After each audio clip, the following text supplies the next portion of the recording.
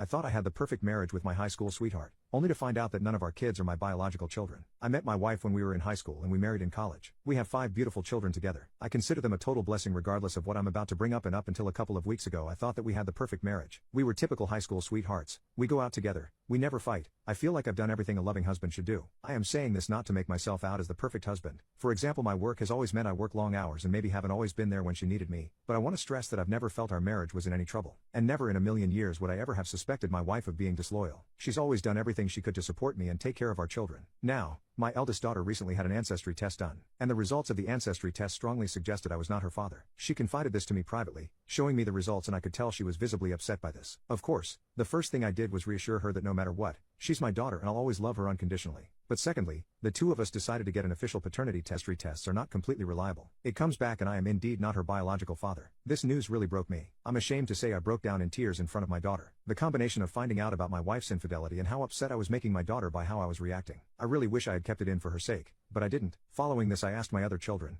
except my youngest, to come and see me. I wanted to know the extent of my wife's infidelity. If it was a one-off, I could maybe work past it, especially given how long ago it would be. However, I didn't want to tell my youngest as she is still in school, a teenager, and really I didn't think it was appropriate to tell her yet. We tell the other 3 what has happened. I reassure them that I love them unconditionally and that I'll always be their dad, but that I need to know how long this has been going on. God, I can't begin to explain how touching their reaction was. They didn't care I wasn't their biological father. They were just upset at how heartbroken I was. I feel like the only thing that has kept me going these last couple of weeks is their unwavering support. So we have paternity tests for each of the 3 done. Not only are none of them my biological children, together 4 of my children have 3 different fathers, which somehow made it worse. It's like, she wasn't just having an ongoing affair, she was having multiple. I can't explain how this make it worse, but it just does. So I confront my wife with this, expecting her to confess and beg for forgiveness. She doesn't confess. She doesn't even take it seriously. She says the tests must be flawed. All 4? How the hell am I supposed to take that seriously? I keep bringing it up and she keeps brushing it off, getting progressively more annoyed at me. When I bring it up, she will try and guilt trip me. We've been together since high school. Do you seriously not trust me? She said.